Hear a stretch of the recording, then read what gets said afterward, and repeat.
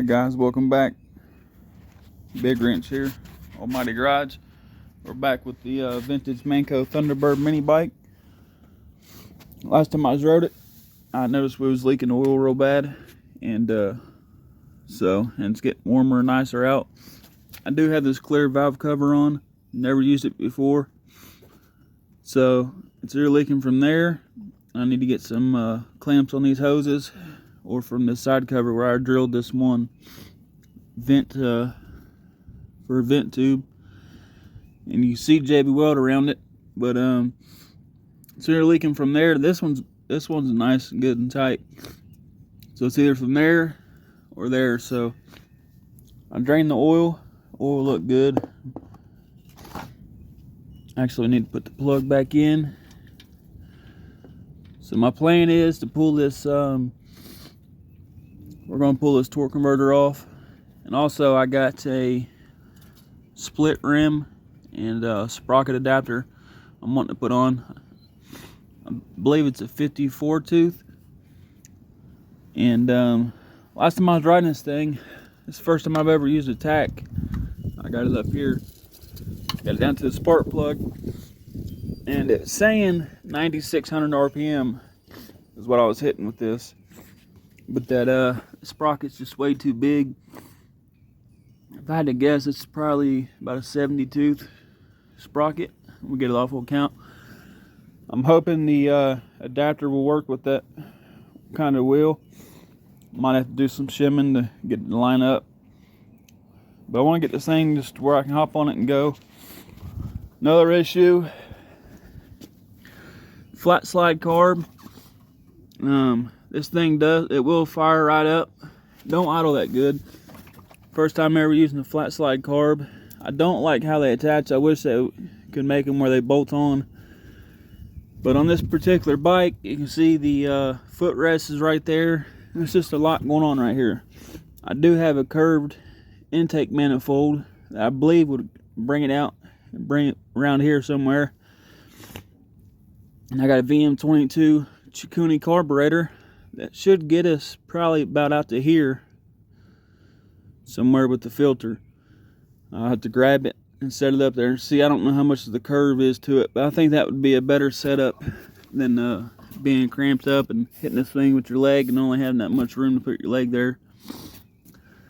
We're going to drain the fuel tank, put new lines on it, and try to get this thing just ready to ride, reliable. So we got some work to do. I'm gonna get you guys in this little stand I got, and we'll get to work. So my plan here is to instead of taking the chain off, and this has got a torque converter, I'm going to pull this nut off of here, and then we'll take these are 13 millimeter, pull that plate off, pull this nut off. This will be loose, so we can move it back here, pull the gear off, and set that to the side. Then we can pull it off from there. I hate dealing with chains when you got a torque converter. Think smarter, not harder. So I'm gonna set you up here. This is a, I believe it's a 24 millimeter nut right there. So let me set you guys here, and we'll get to work.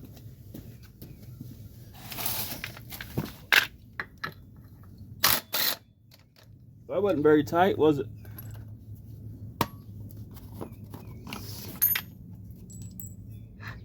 Pull that off.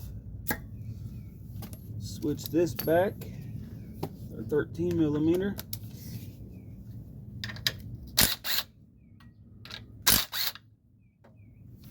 Move the oil out of the way.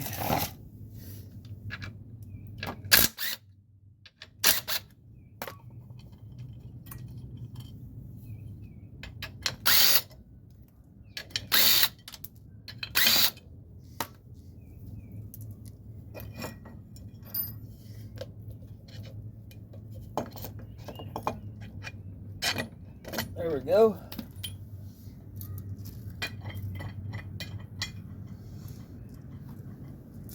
Try to keep everything together. And we got to remember all these shims and spacers that we got back here. We do got to pull this side cover, because I'm probably going to, oh yeah, there's our leak.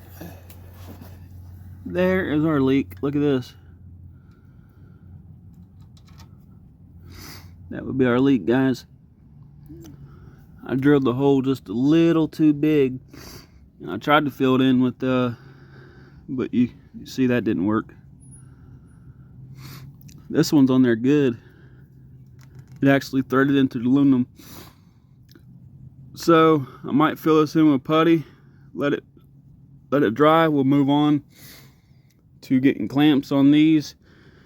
I do have a catch can and a catch can still to put on, and a fuel pump still to put on, but we'll pull this off, probably put putty in that and relocate it maybe somewhere, or figure something else out about that. But yeah, you can see how good that worked. I wish I could get a bigger barb fitting at the bottom here, but we will continue on.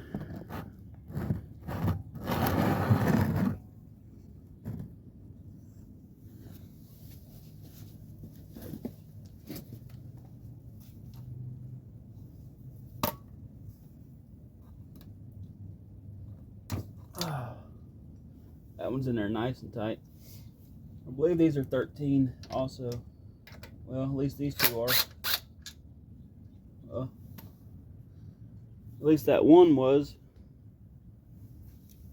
So these would be smaller size. The bolts that hold this on. You guys are probably thinking 10mm, duh, dummy. I just forgot. Put this oil back under here just in case.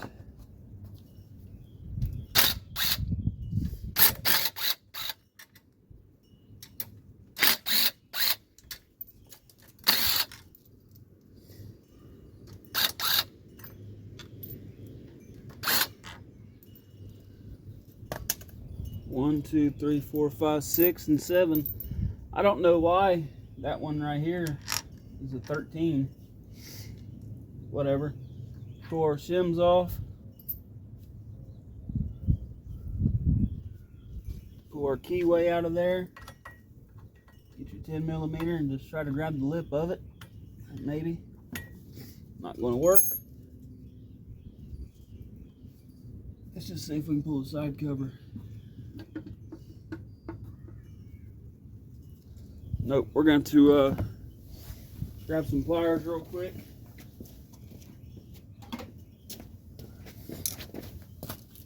Pull this keyway. Come on. The keyway is in there.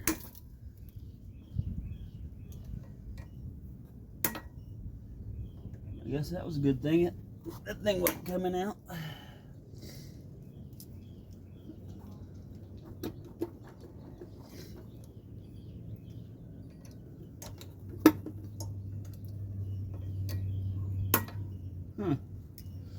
Hold on, guys.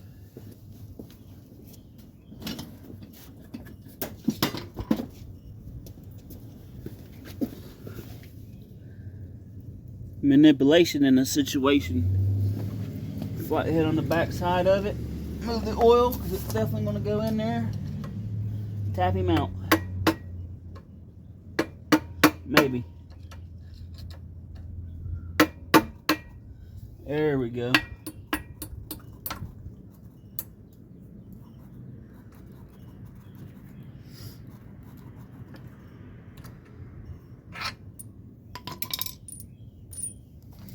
She was in there, boys. Last shim.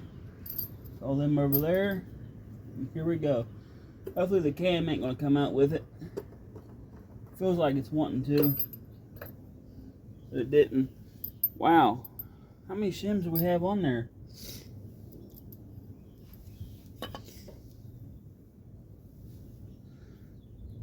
One, two, three, four, five, 6. and the spacer. When you guys run a torque converter to get your pulleys to line up, do you have to use that many shims to space for your belt to line up? I've always had problems with them lining up. But this is a good chance to check our bearings, look inside the engine, and that bearing don't want to roll too good. That's a good thing we pulled it off. That bearing does not want to spin too good, guys. Let's get a look in here. See if we got anything major going on that we notice.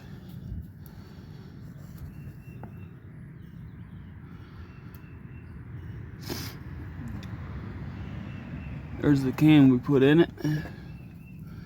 Still running stock rod. I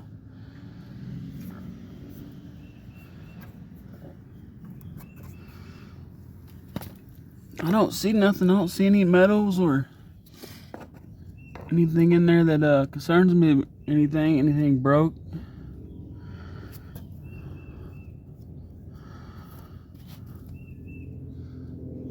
You guys see anything? Let me know if you do.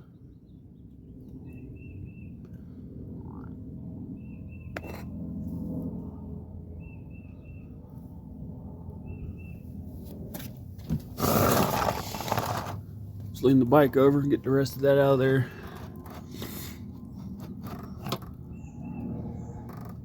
See if we see anything.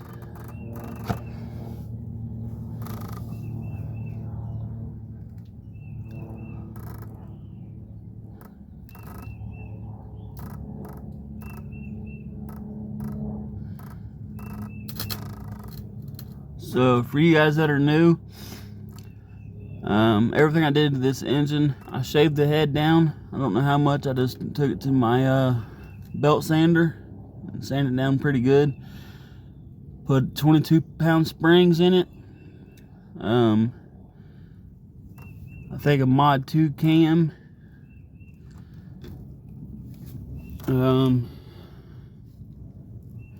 Put a 10,000 RPM rated flywheel, complete governor delete.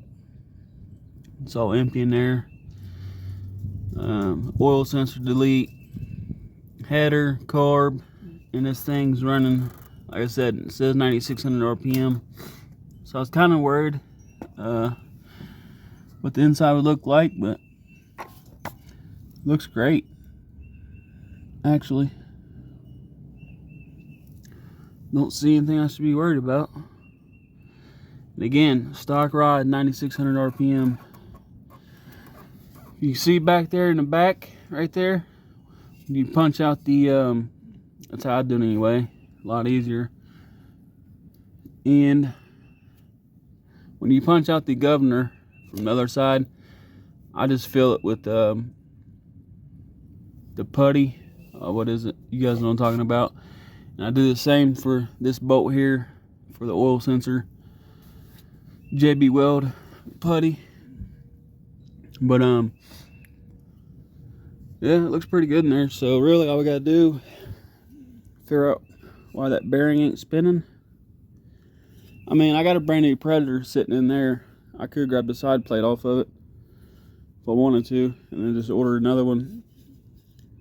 Let me check, let's see, check these bearings here.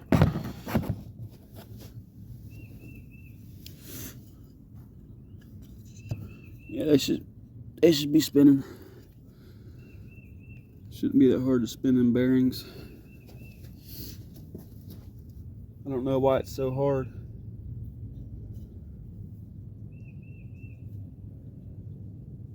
Them should be spinning real nice like.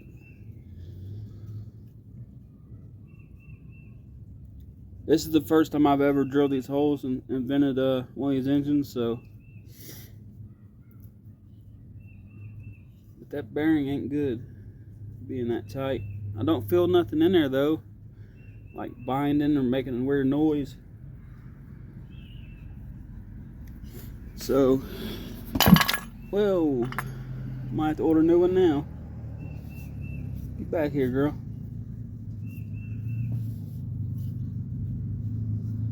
I'll bring you guys back in a minute. Alrighty guys, upon further inspection, my oil seal was messed up, and here that is. It has that little spring in there, just makes it a little stronger. Anyway, it was down in there, but it was messed up, and it had a bunch of, see all that black stuff around the inside. I believe I got one of these seals. I don't know if I can find it right off. I have to go look real quick. But look at the bearing now. Spinning nice and free. Still gonna clean out with brake fluid. Not brake fluid. What am I talking about? Brake cleaner. And we're gonna see if I can find that other seal. And we'll throw that new seal in it. And what I'm thinking with this is how I only had the JB weld on the outside of it like that. However it was, yeah, like that or something. I'm thinking about cleaning it off, letting it dry, putting some on the back side and on the inside, and letting it cure. And if that don't work, then I'll just order a whole new side cover. They're pretty cheap. Or we can plug this hole up, which I know will work with that JB weld putty, and drill a new one right here. Probably what we should do anyway in the first place, but I don't know. So everything there looks pretty clean. I'm going to clean that out with brake clean also. Just have it leaning over, spray it out real good.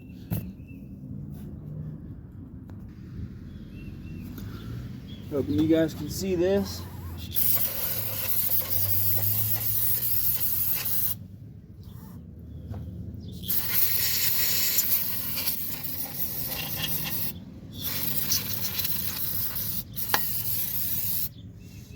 Got the bike leaned over, spraying it out, just in case there is anything in there. We will have to put a new gasket on it also.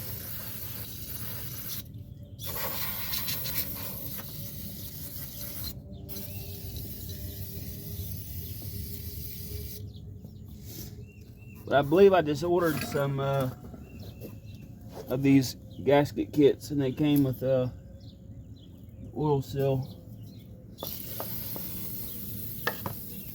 It would have helped if I would have got a can that had more in it, huh?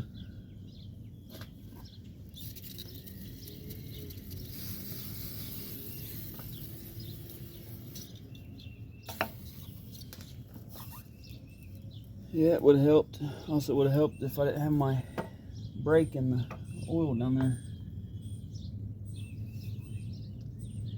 Looks pretty clean. Just take a rag, clean out what you can in there, wipe it down.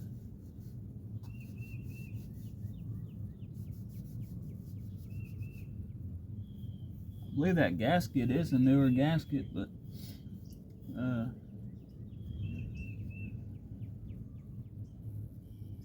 we'd probably be fine getting away with using that, throwing some RBT on it, really.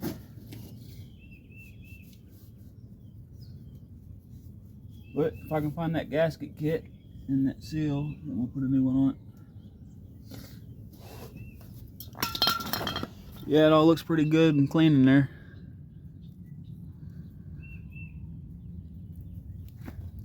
So now we can work, I guess, pull the back tire off, and when I get that off, I'll bring you back. I am going to clean the side cover up, start letting it dry. So I'll bring you back when we get the tire off. This is what we're trying to do. So this aluminum split sprocket, that's a 56 tooth, 35 chain. Look at the difference of the size. We're going to count these teeth. But what I'm trying to do here, this is the adapter you get from Amazon. It goes, bolt that on, and then the split sprocket bolts on the outside. I don't know if these are going to line up with these 4 holes or not. we're getting ready to see. If not, we'll have to drill new holes. That might not even fit over the... It looks like it would if it'll fit over that middle center. Looks like the holes are lining up with the bolt heads. Just this center. Well, you know what we have to do there, don't you? Bore the center out a little bit so it fits down over that. But yeah, that's going to be the difference. This is 9/16. Pull this off. These might have bolts on the back, or nuts holding it on the back side. Not sure.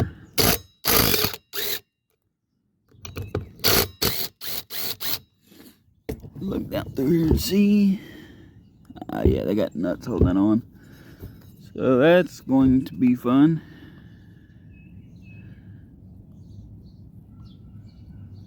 Okay.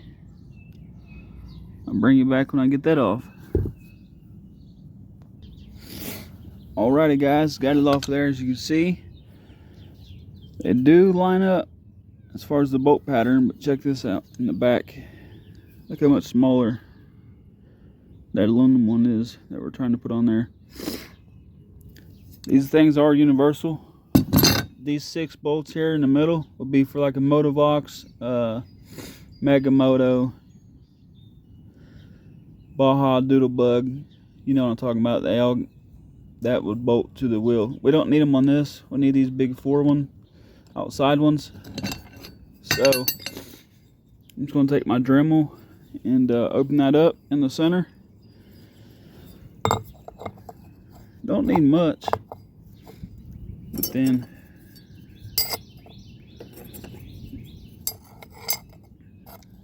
and we can change gearing out without taking the whole wheel off. This is a 56 tooth. Let me count this one real quick and I'll let you guys know. What's your guys' guesses? How many teeth do you think that is? You can see I marked right here, started there. I went around and counted. And if you guessed 71, you was wrong. Nah, I'm just playing. 71 tooth sprocket down to a 56 tooth sprocket. I believe this is, yeah, 56. At 9,600 RPM, this thing should go, it should fly. I'm going to lose a lot of torque on bottom end, but I want to take this thing cruising out in the country. So I want to hit 60, 65 and just cruise, really. So I'm going to get that honed out so it'll fit on there. Get the sprocket bolted on, then we'll bolt it back up to that. I'll bring you guys back when I get that fitting. So I'm going to use this right here and just go around the middle until it's big enough to fit on there. Got the air compressor compressing right now, so we'll give it a shot. I'll bring you back. Wow, alrighty guys, so that took me forever. I went and ate dinner, and well, about 3/4 of the way I was using the wrong bit, and I switched over to a little cheap thing I got from Harbor Freight. It's metal and it's got like little spikes sticking up out of it, and this being aluminum, it just ate this stuff right away. If I would have used that from the beginning, it would have took me maybe 10 minutes max. Now she slides on there. Let's find our bolt holes. And there's our bolt holes.